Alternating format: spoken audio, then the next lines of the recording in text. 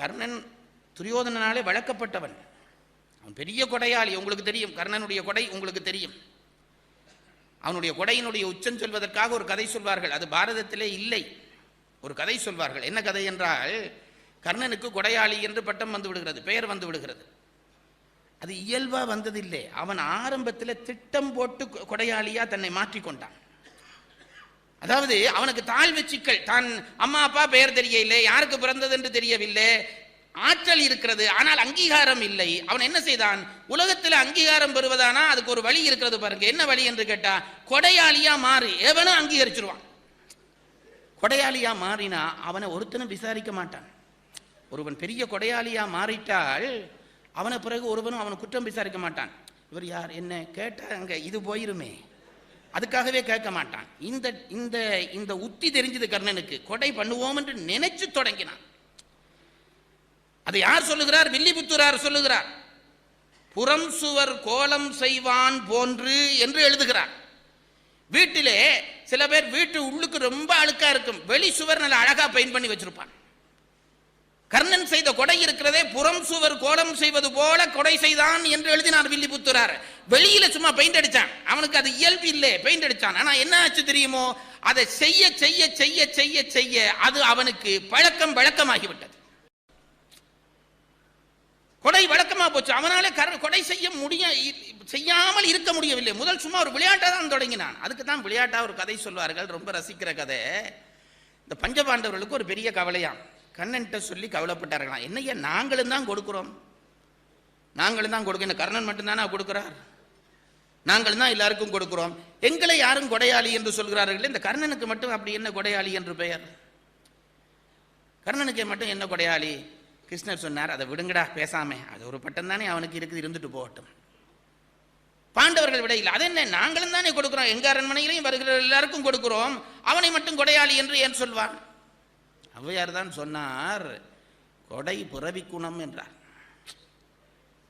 சித்திரமும் கைப்பழக்கம் செந்தமிழும் நாப்பழக்கம் வைத்ததொரு கல்வி மனப்பழக்கம் நித்தம் நடையும் நடைப்பழக்கம் கொடையும் நட்பும் தயையும் பிறவி குணம்.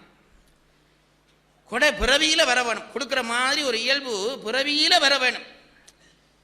நான் முந்தி சொல்லியிருப்பேன் உங்கள்கிட்ட, சேரன்ட்ட ஔவையார் போய் ஆடு கேட்ட கதை. என்ன ஒருத்தட்ட முகத்திலையும் அது சொன்ன மாதிரி தெரியல. ஔவையாருக்கு ஒரு முறை ஏதோ ஒரு நோய் வந்தது.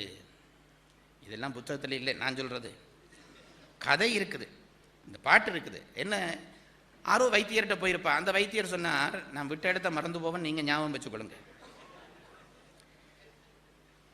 வைத்தியர் சொல்லியிருப்பார் போல இருக்கு, ஏதோ மருந்து கொடுத்து இது ஆட்டுப்பாலில் கலந்து குடிக்க வேணும்னு சொல்லியிருக்கிறார். இந்த அம்மா புலவர்கள், பெரும் புலவர்கள் எல்லாம் இனி ஆடு மேய்ச்சி கொண்டா இருக்க முடியும்? இந்த வேலை என்று எடுத்தா அவனை மற்றவர்கள் எல்லாம் பார்த்துக் கொள்ள வேண்டும். அதான் உலக இயல்பு. கற்றவர்களை உலகம் பார்த்து கொள்ள வேண்டும். கற்றவன் கல்வியை படிச்சு கொண்டிருக்கணும். ஔவையாருக்கு ஆடு பால் என்ன செய்வோம்னு பார்த்து சேரன் ஒருத்தன் இருந்தான். அந்த சேர அரசன்ட்ட போய் கேட்போம்ட்டு நேரா போனான். அவனுக்கு ஔவையாரை கொண்டு ஆனந்தம். தாயே வந்துட்டீர்களா, இன்றைக்கு என்ன பாட்டு கொண்டீர்கள் என்ற. பாட்டெல்லாம் ஒன்றும் இல்லடா, உன்னிட்ட ஒன்று வாங்க வந்திருக்கிறேன். என்ன வாங்க வந்தீர்கள்? எனக்கு இந்த அம்மா கேட்குது, எனக்கு ஒரு ஆடு வேணும், இல்லை எனக்கு கொஞ்சம் ஆட்டுப்பால் வேணும்னு கேட்டான் இந்த அம்மா. எனக்கு கொஞ்சம் ஆட்டுப்பால் வேணும், அதுக்கு ஏதாவது ஒழுங்கு செய்யன்றார். இவன் பார்த்தான், இது பெரிய பிரச்சனையா போச்சு. இந்த அம்மா ஆட்டுப்பால் கேட்குது. அப்போ நாங்கள் என்ன செய்வோம்? அம்மாவுக்கு ஒரு நாளும் ஒரு டம்ளர், இல்லாட்டி மிஞ்சி போனால் ஒரு அரை போத்தில் ஆட்டுப்பால் கொடு என்று ஒரு ஆர்டர் போட்டுருவோம். இவன் பார்த்தான், இந்த அம்மா ஆட்டுப்பால் கேட்குது, கொடுக்கலாமா? கொடுக்கப்படாது. ஏன்? ஆட்டுப்பால் கொடுத்தா இதுக்குன்னு கொஞ்சம் பேர் இருப்பான், ஆட்டுப்பால் கொடுத்த சேரன் என்று பட்டம் வச்சிருவான். ஆட்டுப்பால் கொடுத்த சேரன், அது மரியாதையாவா இருக்கும், கொடுக்கப்படாது. அப்ப இவன் கேட்டான், இந்த மந்திரியை கூப்பிட்டு கேட்டான், இந்த அம்மா இப்படி கேட்குது, இது என்ன நோக்கத்தில் கேட்குது தெரியலையே, புலவர்களோட பழகிறது கஷ்டம், என்ன கொடுக்கலாம், ஒரு ஆடு கொடுத்துருவோமா என்றான். மந்திரிக்கு சொன்னான், ஒரு ஆட்டையே கொடுத்து விடுவோம், நல்ல பாலாடா. பைத்தியக்காரா, முதல் பட்டம் என்றாலும் பரவாயில்ல, ஆட்டுப்பால் கொடுத்த சொல்ல, இது ஆடு கொடுத்த சேரன் என்று பெயர் வச்சிருவாங்க, அது கொடுக்கப்படாது. உடனே ரகசியமா காதில் கூப்பிட்டு ஒரு செய்தி சொன்னான். ஔவையாருக்கு ஒன்றும் புரியுதுன்னு ரகசியமா சொல்றான். போனவன் போய் கொஞ்ச நேரத்தில் வந்தான், தங்கத்தால ஒரு ஆடு செய்து ஔவையார்கிட்ட கொடுத்துட்டான். அது பாவம் ஆட்டுப்பால் கேட்க வந்த கேஸ். தங்கத்தால ஒரு ஆடு செய்து, அம்மா இது உனக்கு கொண்டு போ, ஆடு தானே கேட்டேன், தங்கத்தால ஆடு. ஔவையார் திகைச்சு போச்சு. என்னடா இது, ஆட்டுப்பால் கேட்க வந்து ஆடு கேட்டா இவன் தங்கத்தால் ஆடு தந்தானேன்னுட்டு ஒரு பாட்டு பாடிச்சு. அது தனிப்பாடல் திரட்டில் இருக்குது. அதை வச்சுதான் இவ்வளவு டூப்பு நான் அவுக்கிறேன். சிறப்பான் மணிமவுளி சேரமான் தன்னை சுரப்பாடு ஒன்று யான் கேட்டேன் பொன்னாடு ஒன்று ஈந்தான். சிறப்பான் மணிமவுளி சேரமான் தன்னை சுரப்பாடு ஒன்று யான் கேட்டேன் பொன்னாடு ஒன்று ஈந்தான். இதுதான் செய்தி. சொல்லிட்டு ஔவையார் அதுக்கு பிறகு ஒரு நீதி சொல்லுது. இறப்பார் என்பரினும் கொள்வர். பிச்சைண்டு நாங்கள் கேட்க வந்துட்டேன், உங்கள்கிட்ட கேட்க வந்துட்டேன். ஐயா உண்டியல்ல பணம் போடு, நீ 1 ரூபா போட்டாலும் நான் ஏற்கத்தான் வேணும், 2 ரூபா போட்டாலும் ஏற்கத்தான் வேணும், 5 ரூபா போட்டாலும் ஏற்கத்தான். நான் வாங்குறேன்ட்டு வந்த பிறகு நீ என்ன போட்டாலும் நான் ஏற்கத்தான் வேணும். ஒருத்தர்கிட்ட தர்மம் கேட்கேன்ட்டு போறேன்ட்டு வைங்க, கேட்டா நீ என்ன தந்தாலும் நான் வாங்கத்தானே வேணும். எனக்கு கேட்கிற உரிமையை தவிர இவ்வளவு தாண்டு நான் கேட்க முடியாது. என்ன கேட்டாலும் வேண்டத்தான் வேணும். அதை சொல்லிட்டு சொன்னார். இறப்பார் என்பரினும் கொள்வர். சொல்லிட்டு சொன்னார், கொடுப்பார் தாம் அறிவார் தம் கொடையின் சீரென்று வெண்பாவை முடிச்சார். வேண்டவன் என்னத்தையும் வேண்டு வேண்டா, கொடுத்தா அவன் 50 போட்டாலும் வேண்டுவான், 1 ரூபா போட்டாலும் வேண்டுவான். உனக்கு தெரிய வேணும் உண்டியல்ல என்ன போடுறதுன்ட்டு. இது நான் இன்றைக்கு ஏதோ உண்டியலுக்கு பிரச்சாரம் பண்ண மாதிரி இருக்கு, அப்படி இல்லை. போட்டா தெரியவா போகுது, உனக்கு தெரியவன் உன் தகுதிக்கு நீ இன்றைக்கு என்ன கொடுக்கலாம். ஒருத்தன் வந்து கேட்கிறான், தர்மகாரியம் கும்பாபிஷேகம், ஐயா துணை பண்ணுங்கள் என்று கேட்கிறான். நீ 10 ரூபா கொடுத்தாலும் அவன் வாங்கிட்டு போவான். ஆனா அவனல்ல பிரச்சனை, நீ உனக்கு முதல் உன்ன தெரிய வேணும், என்னுடைய லெவலுக்கு என்ன தொகை கொடுக்கலாம். அது ஔவையார் சொல்லுது. இறப்பார் என்பரினும் கொள்வர், கொடுப்பார் தாமறிவார் தம் கொடையின் சீர். இதுதான் கொடை. அவன் கேட்கறது கொடுக்கப்படாது, உன் லெவலுக்கு நீ கொடுக்க வேணும். இப்ப கர்ணன் கொடுத்து கொண்டு வந்தோடனே பஞ்சபாண்டவருக்கு ஒரு ஒரு சின்ன ஒரு பொறாமை. கண்ணன்ட்ட கேட்டார்கள், ஏன் எங்கள் நாங்க மட்டும் கொடையாளிகள் இல்லையா, விட்டுருங்கடா என்றார் கண்ணன். இல்ல நாங்க கேட்கறதுக்கு நீ பதில் சொல்லு என்றார்கள். இப்ப என்ன, ஆர் கொடையாளின்னு தெரிய வேணும், அவ்வளவு தானே. வாங்கடாண்டு கூட்டிட்டு போனார், கர்ணன்கிட்டயே கூட்டிட்டு போனார், கர்ணனையும் பாடாண்டு கூட்டிட்டு போனார். இப்படி 2 மலை இருந்தது, 2 தங்க மலை. தங்கமலை ரகசியம் ஒரு படம் வந்தது. 2 தங்க மலை, தங்கத்தாலேயே அந்த மலை இருக்கிறது. கர்ணனை பார்த்து சொன்னார், டேய் இந்த மலை உனக்கு. பஞ்சபாண்டவர் சொன்னார், இந்த மலை உங்களுக்கு. பின்னேரத்துக்குள்ள யார் அதிகமா கொடை செய்கிறீர்களோ அவர் தான் கொடையில பெரியவன், நான் பட்டம் கொடுப்பேன். மார்னிங் 6 மணிக்கு இதை கொடுத்துட்டார், போயிட்டார் கண்ணன். பின்னேரம் 6 மணிக்கு வர்றார். பஞ்சபாண்டவர்களை முதல் பார்க்க வந்தார். பார்த்தா அவர்கள் 5 பேர். அர்ஜுனன் அம்பு போட்டு உடைச்சான் மலையே, வீமன் கதாயுதத்தால உடைச்சான். அப்போ பெரிய பெரிய துண்டா தங்கம் விழுது. வர்றவனுக்கு எல்லாம் இந்த கட்டியை கொண்டு போன்னு கொடுக்குறார்கள். ஒரு காவாசி மலை முடிஞ்சுது. முடிச்சுட்டு பஞ்சபாண்டவர்கள் இருக்கிறாரு. என்னப்பா கொடுத்துட்டீங்களான்னு கண்ணன் கேட்டார். கொடுத்துட்டோம், இங்கே பார் காவாசி மலை கொடுத்தாச்சு. மலையை முழுசாவா கொடுக்க முடியும், காவாசி எப்படி கொடுத்தீங்க? பீமன் உடைச்சான், அர்ஜுனன் உடைச்சான், எல்லாரும் உடைச்சு கொடுத்துட்டோம். அப்போ நீங்கள் நல்ல கொடையாளிகள் தான், வாங்கடா போய் பார்ப்போம்ட்டு அங்கே போனால் கர்ணன் உட்கார்ந்து பேப்பர் படித்து கொண்டு இருக்கிறான். என்னடா நீ மலையை பார்த்தா அது முழுசா இருக்குது, என்னடா நீ மலையை கொடுக்கவே இல்லையாடா, ஒன்றும் தர்மம் பண்ணவே இல்லையான்னு. இவர்களுக்கு சந்தோஷம். அப்போ அவர் கொடுக்கல, நாங்கள் தான் கொடையாளிகள் கண்ணன் சொல்ல போறார். கர்ணன் சொன்னா அது கொடுத்தாச்சே என்றான். எப்போ கொடுத்தாச்சு? இந்த பக்கமாக ஒருத்தன் வந்தான், இந்த மலை உனக்கு தான் என்றன் போயிட்டுது. கொடை உள்ளவனுக்கு பார்த்தீங்களா அப்படியே கொடுக்க மனம் வந்துட்டுது. இவனுக்கு அந்த அந்த புத்தி வரையிலேயே கொஞ்சம் கொஞ்சமாக உடைச்சு கொடுக்கணும் தான் இவன் நினைக்கிறான். அப்போ கொடையாளி ஆகிற அந்த கர்ணன் இருக்கிறானே, அவன் பெரிய கொடையாளியானான் இந்த துரியோதனனாலே. ஒரு நாள் இந்த நட்பினுடைய நெருக்கம் அதை கர்ணனே சொல்லுவான். ஏன்னா எனக்கு இது சொல்லணும் போல உணர்வு வந்தபடியா சொல்லி முடிக்க போகிறேன். அடுத்தடுத்த வருஷத்தில் மிச்ச கதை சொல்லுவாய்க்கு நீங்கள் ஞாபகமாக வச்சிருக்க போறீர்கள். கர்ணன் சொல்லுவான், இந்த துரியோதனனை பற்றி சொல்லுகிற பொழுது சொல்லுவான், தன்னெச்சில் தான் உண்ணான். இந்த துரியோதனன் ரொம்ப ஆணவக்காரன், ரொம்ப ரோசக்காரன். அவன் என்ன செய்வானாம், இப்போ நீங்கள் அதை நான் சொல்கிறேன், நீங்கள் கற்பனை பண்ணி பாருங்க. இப்போ நாம் சாப்பிடுகிறோமே, ஒரு தட்டில் சாப்பிடுகிறோம், இன்னொருத்தர் தட்டில் சாப்பிட்ட சாப்பாட்டை நாங்கள் சாப்பிடுவோமா? உடனே என்ன சொல்லுகிறோம், அது எச்சில் சாப்பாடு, தொடமாட்டோம். மற்றவர் சாப்பிட்ட சாப்பாடை நாங்கள் சாப்பிட மாட்டோம் இல்லவா, அது எச்சில் சாப்பாடு, தொடமாட்டோம். இந்த துரியோதனன் அவனுடைய அந்த பெருமிதம் என்னவென்று கேட்டால், அவன் என்ன செய்வானான், தன்னுடைய கோப்பையில ஒரு பிடி சாப்பிட்டா பிறகு அதில் சாப்பிட மாட்டானா. இது எச்சில் சாப்பாடு தானே, இது என்ன சாப்பிட்றது, இதை போட்டு இன்னொரு பிளேட் கொண்டு வான். ஒரு வாய் சாப்பிட்றதுக்கு ஒரு பிளேட் அவனுக்கு வைக்க வேணும். இப்படி ஒருத்தன் இருப்பானா? அவ்வளவு. ஏன்னா அவன் நினைக்கிறான் ஒரு கை அள்ளினாலே அது எச்சில் சாப்பாடு பிறகு என்ன அதில் ரெண்டாந்தரம் சாப்பிட்றது, ரெண்டாந்தரம் தர்றதுக்கு ரெண்டாம் தட்டு வச்சு ரெண்டாந்தரம் சாப்பாடு போடணும். அவ்வளவு பெருமிதம் கொண்டவன் இந்த துரியோதனன்.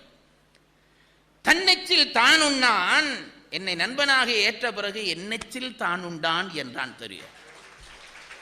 தன்னெச்சிலே அவன் தின்னாத இந்த துரியோதன பயலை என்னுடைய தட்டிலே என் சோத்தை திண்டான்டா சொல்லுகிறான். அது குந்தி கேட்கிற பொழுது சொல்லுகிறான், இந்த கட்சி மாறீடுன்னு கேட்க வந்தால் அப்பவே அந்த லெவல் இருந்திருக்குது. ஆட்சியிலே அமைச்சர் பதவி தருகிறேன், கட்சி மாறீடு என்றாள். இப்படிப்பட்டவரிடம் விட்டுவிட்டா வருவேன் சொல்லிவிட்டு தான் ஒரு செய்தி சொல்லுகிறான். அம்மா உனக்காக சொல்லுகிறேன் ஒரு செய்தி.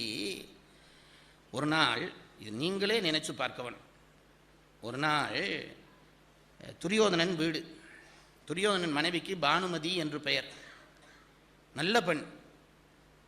துரியோதனன் வீட்டிலே இல்லை, துரியோதனன் வீட்டிலே இல்லை. கர்ணன் வந்திருக்கான் துரியோதனனை பார்க்க. பானுமதி அவனுக்கு தங்கச்சி மாதிரி. அப்போ பானுமதி தனியே இருந்தாள்.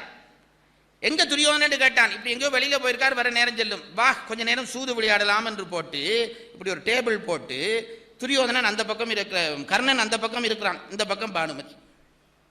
நீங்க அதெல்லாம் அந்த சீட்டெல்லாம் நான் போட்டா சரியா பார்த்துக்கொள்ளவன். அந்த பக்கம் கர்ணன் இருக்கிறான், இந்த பக்கம் பானுமதி. இது அரண்மனை வாசல். சூது விளையாட ஆரம்பிச்சுட்டார்கள், சொக்கட்டான் விளையாடுகிறார்கள். விளையாட ஆரம்பிச்சாச்சு. ஆரம்பிச்சு கொண்டு போகிற பொழுது பானுமதி தோத்து கொண்டு போறாள். பானுமதி தோத்து கொண்டு போகிறாள். கர்ணன் வெற்றி பெற்று கொண்டு போகிற நிலைமை.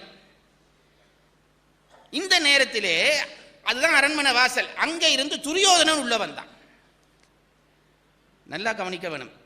வாசலுக்கு முதுகு காட்டி உட்கார்ந்திருக்கிறான் கர்ணன். அவனுக்கு அங்கிருந்து வர்றவர்களே தெரியாது. வாசலை பார்த்து உட்கார்ந்திருக்கிறாள் பானுமதி. சொக்கட்டான் விளையாடுகிறார்கள். இவள் தோற்று கொண்டிருக்கிற நேரம். துரியோதனன் உள்ள வந்ததை பார்த்தோன்னே பானுமதி எழும்பினாள். அது பழைய காலத்தில் பெண்கள்கிட்ட இருந்த ஒரு மடத்தனமான குணம். புருஷன் வந்தா எழும்பி மரியாதை பண்றது என்று அப்ப நினைச்சார்கள். புருஷன் வந்து விட்டான் என்று கண்டவுடனே பானுமதி எழும்பினாள், மரியாதை பண்ணுவதற்காக எழும்பினாள். இவன் என்ன நினைச்சான் தெரியுமோ, இந்த பெண்களிடமே ஒரு குணம் இருக்கிறது, தோல்வியை ஒத்துக்கொள்ள மாட்டார்கள், அலாப்பி விடுவார்கள். இவள் தோல்வியை ஒத்துக்கொள்ளாம இவள் என்ன தன்னை சமாளிப்பதற்காக இந்த விளையாட்டை குழப்பறதுக்காக எழும்புறாள் என்று நினைச்சுட்டான் துரியோதனன். இந்த கர்ணன் நினைச்சவன் என்ன செய்தான், எங்க எழும்புற இருந்து விளையாடு இப்படி எட்டி பிடிச்சான். இந்த விளையாட்டு உற்சாகத்தில் பிடிச்சான். அது எங்க வச்சு தெரியுமோ, இடுப்புல மேகலை இருந்தது, அதுல போய் இவனுடைய கை பிடிபட்டது. இவன் பெரிய பலசாலி அல்லவா, அந்த கை பிடிச்ச உடனே அந்த மேகலை அருந்து அப்படியே சிதறிச்சு. இவ்வளவு யாருக்கு முன்னால நடக்குது, புருஷனுக்கு முன்னால நடக்குது. பானுமதி அப்படியே உரைச்சு போனாள். கையை பிடிச்சோன்னே இழுத்து அறந்து விழுந்துட்டது கீழே, முத்தெல்லாம் அப்படியே சிதறுது. முன்னுக்கு புருஷன் நிற்கிறான். இதை கர்ணன் பார்க்கல, அவன் முதுகு காட்டி இருந்தனல்லவா, எட்டி பிடிச்சோன்னே இந்த முத்தெல்லாம் அறந்து கொட்டுன்னுட்டுது. இப்போ கர்ணன் பானுமதியை பார்த்தான், அவளுடைய விழி குத்துண்டு நிற்குது. திரும்பி பார்த்தான், திரும்பி பார்த்தா துரியோதனன் நிற்கிறான். இதுக்கு மேலே ஒருத்தன் சிநேகிதம் தொடருமா உங்களை கேட்குறேன். நான் கேட்குறேன், வீட்டில் ஆம்பளை இல்லாத நேரம் அவன் பஞ்சாதியோட சூது விளையாடவே எத்தனை பேர் அனுமதிப்பீங்க? நமக்கு நம்ம நண்பர்களில் அவ்வளவு நம்பிக்கை, அவ்வளவு நம்பிக்கை. இவன் சூது விளையாடினது மட்டுமல்ல, எட்டி இடுப்பில் பிடிச்சோன்னு அருந்து போச்சு. இப்ப நடுங்கி போய் நிற்கிறாள். துரியோதனன் நிற்கிறான், கர்ணன் நிற்கிறான். இப்ப என்ன செய்யலாம் நீங்க சொல்லுங்க? ஒரு ரொம்ப டென்ஷனான ஒரு சூழல் உருவாகிட்டுதா இல்லவா? இப்ப கர்ணன் என்ன பேசினாலும் அதுல தப்பாயிரும். கர்ணன் துரியோதனை பார்த்து, நீ ஒன்றும் பிள்ளையா நினைக்காத, சும்மா தற்செயலா பிடிச்ச நடந்து போச்சுன்னு சொன்னா இவன் திட்டம் போட்டு பிடிச்சவனோண்டு நினைப்பான்.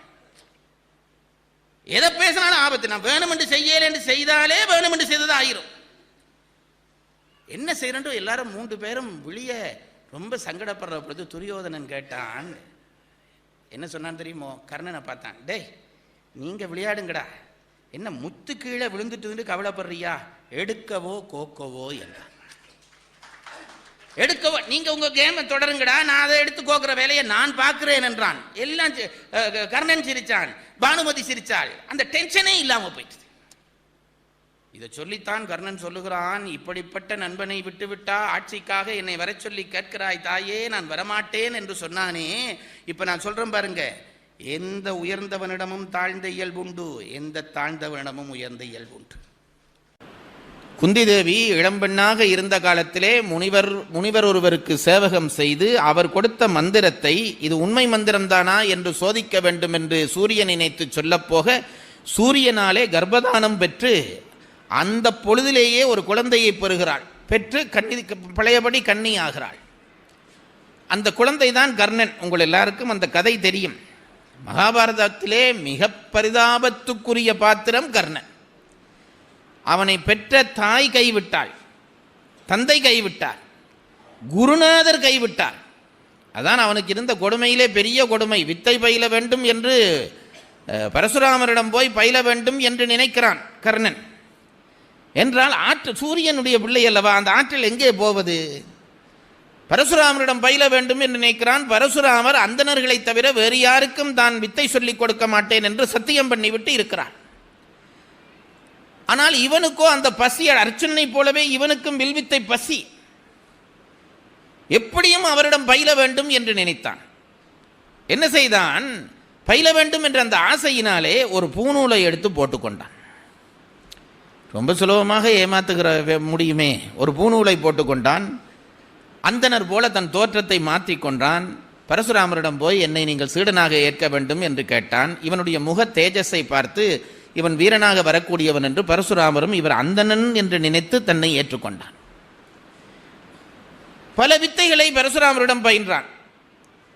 அப்படி பயின்று வருகிற காலத்திலே நல்ல வித்தைகளை ஆற்றலோடு இவன் பயின்று வருகிறான். குருநாதருக்கு இவனை ரொம்ப பிடிச்சு போய்விட்டது. ஒரு நாள் பரசுராமர் களைத்து போய்விட்டார், படுக்க வேணும் என்று வந்தார். இவன் சொன்னான், குருநாதரே நிலத்திலே படுக்காதீர்கள், என் மடியிலே தலை வைத்து படுங்கள் என்றான். குருநாதருக்கு மகிழ்ச்சி. அப்படியாப்பா, நான் உன் மடியிலேயே படுக்கிறேன் என்று மடியிலே படுத்து விட்டார். நல்லா அயர்ந்து தூங்குகிறார். அந்த நேரம் பார்த்து எங்கேயோ இருந்து ஒரு காட்டு வண்டு வந்தது. ஒரு காட்டு வண்டு வந்தது. அது மரங்களை துளைக்கிற வண்டு. அப்படி சுற்றி வந்த வண்டு பார்த்தது கர்ணனுடைய தொடை. அவனுடைய வீரத்தாலும் பராக்கிரமத்தாலும் பயிற்சியாலும் அந்த தொடை மரம் போல இருந்தது. இந்த வண்டு சுற்றி சுற்றி பார்த்ததா, இந்த தொடையை மரம் என்று அது நினைத்து விட்டது. அவனுடைய ஆற்றலை அதிலே அந்த கதையிலே நமக்கு உணர்த்துகிறார்கள். அந்த தொடை மரம் போல இருந்ததாலே அது மரம் என்று நினைத்துவிட்டு மரத்தை தொலைப்பதாக நினைத்து கொண்டு அந்த தொடையை தொலைத்தது. இப்போ நாங்களாக இருந்தால் என்னாகும்? குரு 10 அடி தள்ளி விழுந்திருப்பார். எத்துகிற எத்திலே குரு போய் 10 அடி தள்ளி விழுந்திருப்பார்.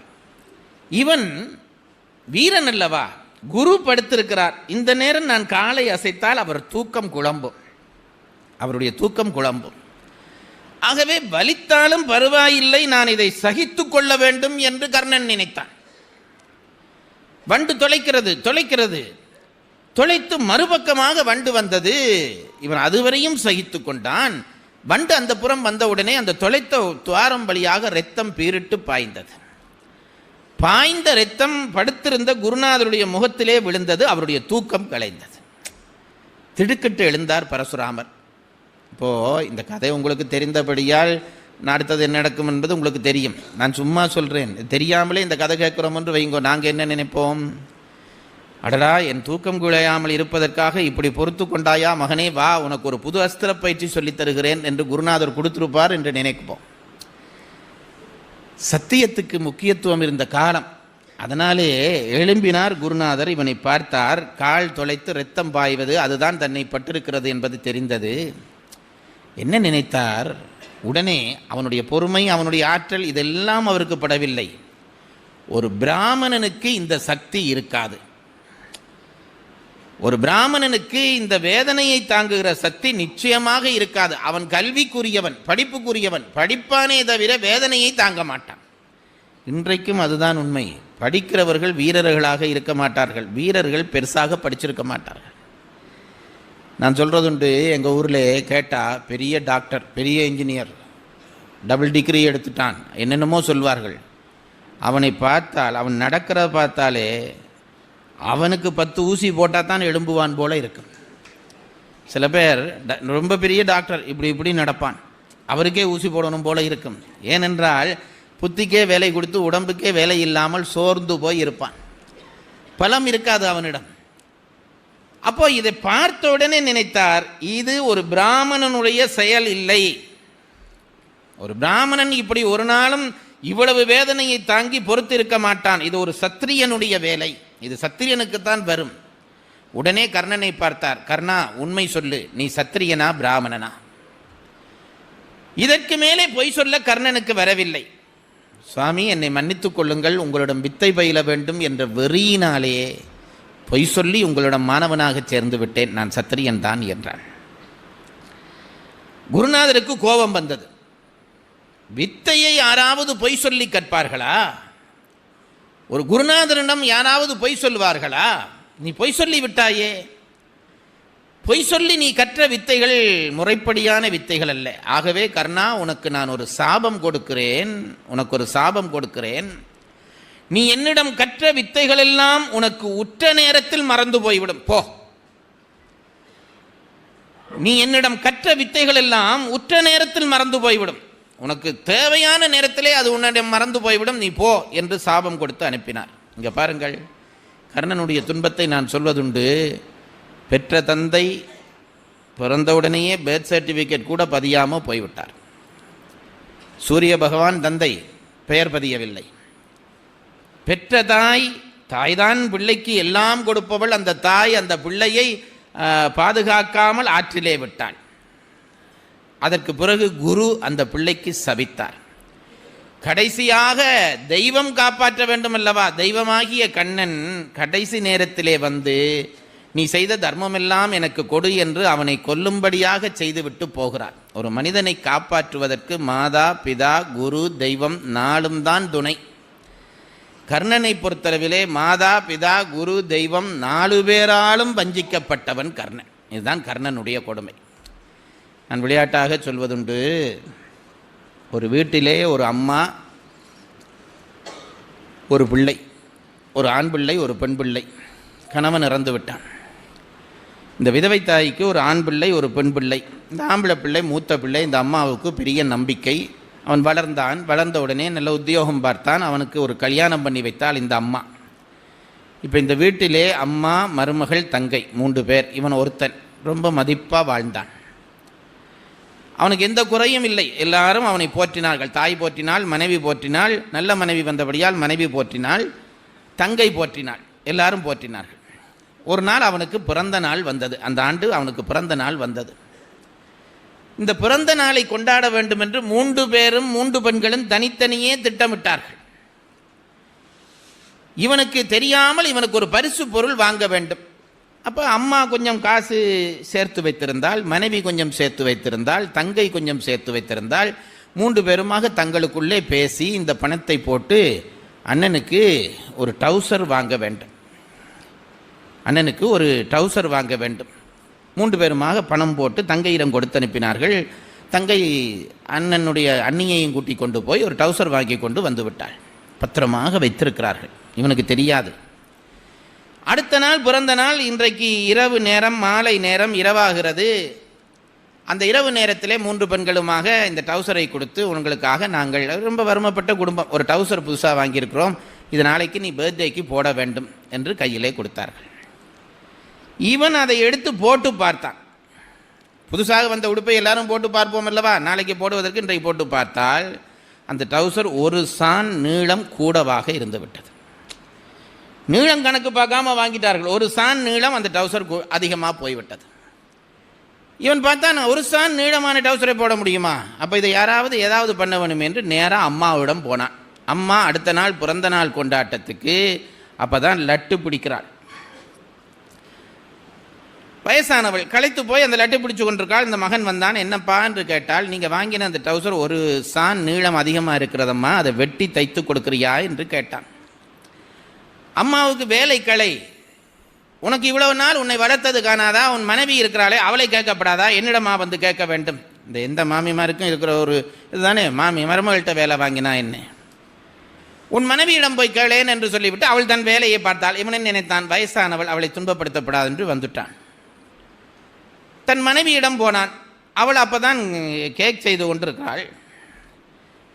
அவளிடம் போய் கேட்டான், இந்த டவுசரை ஒரு சான் வெட்டி தைச்சு தர்றியா, நீளங்குடி போச்சு நாளைக்கு போடுறதுண்டா ஒரு சான் வெட்டி தைச்சு தருகிறாயா என்று கேட்டான். அவளும் சத்தம் போட்டாள், நான் தான் பண்ண வேணுமா, ஏன் உங்கள் தங்கை ஒன்று இங்கே சும்மா ஓடி திரியுதே, அதை பண்ணக்கூடாதா, அதை கேட்கக்கூடாதா என்றாள். இவன் அதோடையும் பேச இல்லை. சரி என்று வந்துட்டான். தங்கையிட்ட போனான். தங்கை அப்போ தான் முறுக்கு சுடுது. அதுக்கும் கிளை அதுகிட்ட கேட்டான், ஒரு சான் வெட்டித்த. அதுக்கும் சத்தம் போட்டுச்சு, ஏன் உனக்கு மனைவி இல்லையா, அவள்கிட்ட போய் கேளேன்னுச்சு. பார்த்தான் 3 பெண்களும் வேலை களைப்பிலே இருக்கிறார்கள், களைக்க பண்ணக்கூடாது என்று நினைத்து அப்படியே வச்சுட்டு காலையில் பார்த்து கொள்ளலாம் என்று இவன் படுத்துட்டான். இந்த பலகாரம் எல்லாம் செய்து முடித்து 3 பெண்களும் போய் படுத்துட்டார்கள். விடிகால 3 மணிக்கு இந்த அம்மாவுக்கு நித்திரை போயிட்டுது. வயதானவர்களுக்கு விடிகாலையில் நித்திரை போயிடுமல்லவா. கண்ணை முழிச்சுட்டு யோசித்தாள். அப்போ தான் அவளுக்கு ஞாபகம் வந்தது, மகன் இந்த டவுசரை வெட்டி தைக்க சொன்னானே, அதை என்ன செய்யலாம்னு நினைச்சாடடா. ஒரு பிள்ளைக்கு அம்மாவிடம் தானே உரிமை அதிகம், அவன் என்னத்தானே கேட்க முடியும், நான் அவனை திட்டி இருக்கலாமா என்று நினைத்தாள். சத்தம் போடாமல் நித்திரை கொள்கிறார்கள், ஒருத்தரையும் குழப்பக்கூடாது என்று போய் கத்திரிக்கோள் எடுத்து ஒரு சான் வெட்டி இந்த டவுசரை தச்சு மடித்து வச்சுட்டு படுத்துட்டாள். 5 மணிக்கு மனைவி எழும்பினாள். அவள் எழும்பி நினைத்தாள், என்னதான் அம்மாவாக இருந்தாலும் தங்கையாக இருந்தாலும் மனைவியிடம்தானே ஒரு கணவனுக்கு உரிமை, அதானே என்னிடம் கேட்டான், நான் அல்லவா அதை செய்து கொடுத்திருக்க வேண்டும், பாவம் அவரை மனம் வருத்த பண்ணிவிட்டேனே என்று அவள் எழும்பி போய் சத்தம் போடாமல் டவுசரை எடுத்து ஒரு சான் வெட்டி தச்சு வச்சுட்டு படுத்துட்டாள். விடிகால 6 மணிக்கு தங்கை எழும்பினாள். அவளும் நினைச்சாள், என்னதான் இருந்தாலும் கூட பிறந்த பிறப்பு தானே பிறப்பு, அதுதானே அண்ணா என்னை கேட்டான், நான் அதை பண்ணிடணும். அவளும் அதையே பண்ணிட்டு படுத்துட்டாள். அடுத்த நாள் பர்த்டே பார்ட்டிக்கு அவன் டவுசரை போட்டால் அது காய்ச்சட்டையாக மாறி நிற்கிது. அன்பு கொண்டவர்களெல்லாம் அன்புடையவர்களெல்லாம் பகுதியாக வெட்டி எப்படி அந்த டவுசர் தேய்ந்து போனதோ அப்படி மகாபாரதத்திலே அன்பு செய்ய வேண்டியவர்களாலே வெட்டப்பட்டு தேய்ந்து போனவன் கர்ணன். வாசல்ல நிற்கிறான், பெரிய மலை போன்ற தோளோடு நிற்கிறான். எல்லாருக்கும் ஆச்சரியம். அர்ச்சுனனுக்கு முகம் கருத்து போய்விட்டது. தான் ஒரு வீரன் என்கிற பொழுது எனக்கு சவால் விட இந்த சபையிலே ஒருவன் வந்திருக்கிறானா என்று அர்ச்சுனன் முகம் கருத்தான். இவனுடைய அந்த அறைகூவலை கடுத்து பெரியவர்கள் கூப்பிட்டார்கள், யாரப்பா வா, நீ யார் என்பதை முதல் மேடையிலே சொல்லி உன்னை என்ன செய்ய போற, இந்த அர்ச்சுனன் செய்த அத்தனை வித்தையையும் நான் செய்து காட்டுவேன். அர்ச்சுனன் ஏதோ தனக்கு நிகராக யாரும் இல்லை என்பது போல பேசிக்கொண்டு சவால் விடுகிறானே, அறைகூவல் விடுகிறானே, நான் செய்து காட்டுவேன். அப்படியா, அர்ச்சுனனுக்கு சமமான வித்தை உன்னால் முடியுமா? முடியும். அப்படியானால் செய்து காட்டு என்றார் துரோணாச்சாரியார். இவன் அம்பை எடுத்து அவன் செய்த அத்தனை வித்தையும் செய்து காட்டினான். துரியோதனாதியர்களுக்கு ஆனந்தமான ஆனந்தம். அட, அர்ச்சுனனுக்கு நிகராக நம் பக்கத்திலே ஒருவன் இல்லை என்று நினைத்திருந்தோமே, இதோ வந்து விட்டானே ஒருத்தன் என்று துரியோதனாதியர்கள் பெரிய மகிழ்ச்சி அடைந்து கரகோஷம் பண்ணினார்கள். நாட்டு மக்களுக்கும் ஆச்சரியம், இதனடா நம்ம ராசாவுக்கு சமமா ஒருத்தன் பண்ணுகிறானே. கடைசியாக அந்த எந்திரத்தை அடிக்கிற வேலை வந்தது. அதையும் அடித்தான் கர்ணன். 100 அம்பு போய் வாயிலே விழுந்தது. இவனுக்கு நிகர் ஒருவரும் இல்லை என்கின்ற அளவு எல்லாரும் வியந்து போய் நிற்கிற பொழுது இப்பொழுது கர்ணன் அறைகூவல் விடுத்தான். அர்ச்சுனா, நீ உன்னை பெரிய வீரன் என்று சொல்கிறாயே, மல்யுத்தத்துக்கு என்னோடு வர முடியுமா என்று கேட்டான். பெரியவர்கள் பார்க்கிறார்கள், எதிர்பார்க்காத சம்பவம். அரசகுமாரருடைய ஆற்றலை வெளிப்படுத்துவதற்காக கூட்டப்பட்ட சபை. இந்த சபையிலே யாரோ 3ஆம் ஒருவன் நின்று இப்படி வித்தை காட்டினால் என்னாவது, நாம் சொல்லிக் கொடுத்த வித்தைக்கு என்ன மதிப்பு என்று நினைத்தார் கிருபாச்சாரியார். துரோணாச்சாரியார் பேசாமல் நிற்கிறார். கிருபாச்சாரியார் பார்த்தார், இதை தடுக்க வேண்டும் என்று நினைத்தார். அரசகுமாருடைய மரியாதையை போகவிடக்கூடாது. எழும்பினார் கிருபாச்சாரியார். காலாகாலமாக நம் பெரியவர்கள் செய்கிற தவறை செய்தார். எழும்பி கர்ணனை பார்த்து சொன்னார், கர்ணா, சந்திரவம்சத்தினுடைய புதல்வனாக இருக்கக்கூடிய அர்ச்சுனனை மல்யுத்தத்துக்கு வா என்று அழைக்கிறாயே, அவன் உன்னோடு மல்யுத்தத்துக்கு வருவான், அதிலே ஒரு பிரச்சனையும் இல்லை. ஆனால் அரசகுமாரர்களுடன் மோதுவதானால் அதற்கு ஒரு தகுதி வேண்டாமா? அரசகுமாரருடன் மோதுவதானால் நீயும் ஒரு அரசகுமாரனாக இருக்க வேண்டும். நீ எந்த நாட்டுக்கு அரசகுமாரன் என்று சொல்லிவிட்டு அவனோடு மோது என்றான். அதுவரை நிமிர்ந்து தன் ஆற்றலாலே நிமிர்ந்து நின்ற தலை அப்படியே தாமரைப்பூ கவிழ்வது போல கர்ணனுடைய தலை கவிழ்ந்தது. நீ யார்? எந்த தேசத்து அரசன்? உன்னுடைய தந்தை யார்? உன்னுடைய தாயார்? இதையெல்லாம் சொல்லிவிட்டு நீ அர்ச்சுனனோடு மோது. என்ன செய்வதென்று தெரியாமல் கர்ணன், நான் சொல்கிறேன் பாருங்க, உலகத்திலே ஒரு பிள்ளைக்கு இருக்கக்கூடிய துன்பத்திலே பெரிய துன்பம் தன் தாய் தந்தை பெயர் தெரியாமல் இருப்பது தான். நமக்கெல்லாம் அந்த துன்பம் தெரியாது. தெரிகிறபடியால் இன்னார் என்ன தந்தை தாய், நான் எங்கிருந்து தோன்றினேன், ஆறிலே இருந்து தோன்றினேன் என்பது தெரியாமல் இருப்பது போல ஒரு கொடுமை இருக்க முடியுமா? என்னுடைய வேர் எங்கே இருக்கிறது என்று தெரியாமல் இருக்க முடியுமா? அப்படி எத்தனை போர்களினாலே எத்தனை பேர் அனாதைகளாகிவிட்டார்கள் தெரியுமா? எத்தனை பேர் தாய் பெயர் தெரியவில்லை, தந்தை பெயர் தெரியவில்லை, அனாதையாக நிற்கிறான் இவன். நீ யார் என்று சொல்லென்று வேண்டுமென்றே கேட்கிறார் இவர். அவனுடைய ஆற்றலை கண்ட பிறகும் ஆற்றலுக்காக அங்கீகரிக்க வேண்டிய அந்த கிருபாச்சாரியார் கிருபையே இல்லாமல் பேசுகிறார். நீ யார் என்று சொல்லு, உன்னுடைய தந்தை யார், தாயார் என்று கேட்ட உடனே கர்ணன் தலை குனிந்தான். கர்ணனை வளர்த்தவனாகிய ராதேயன் என்று சொல்லப்படுகிறவனாகிய அந்த அதிரதன் என்று சொல்லப்படுகிறவனாகிய தந்தை தேரோட்டி, அவன்தான் இந்த கங்கையிலே மிதந்து வந்த கர்ணனை பார்த்து, அந்த பிள்ளையை பார்த்து அவனும் அவனுடைய மனைவியுமாக சேர்ந்து இந்த பிள்ளை எங்களுக்கு கடவுள் தந்த வரம் என்று வளர்த்தார்கள். ஐயோ, என் பிள்ளைக்கு இழுக்கு வந்து விட்டதே என்று அவன் ஓடி வந்து கர்ணனை கட்டி கொண்டான். அவனுக்கு வேர்த்து ஒழுகுகிறது, கட்டி கொண்டான். இதை பார்த்த உடனே இன்னும் சந்தோஷமாக போய்விட்டது கிருபர் முதலியவர்களுக்கு. ஓஹோ, நீ தேரோட்டியினுடைய பிள்ளையா? தேரோட்டியினுடைய பிள்ளையாக இருந்து கொண்டுதான் அரசகுமார்களோடு மோத வந்தாயா? இவர்கள் தான் உன் தந்தையா தாயா என்று இவனை இழுக்குப்படுத்தக்கூடிய அளவுக்கு இழுக்குப்படுத்தினார்கள். கர்ணன் வாய் திறந்து பேச முடியாமல் சோர்ந்து போய் நிற்கிறான்.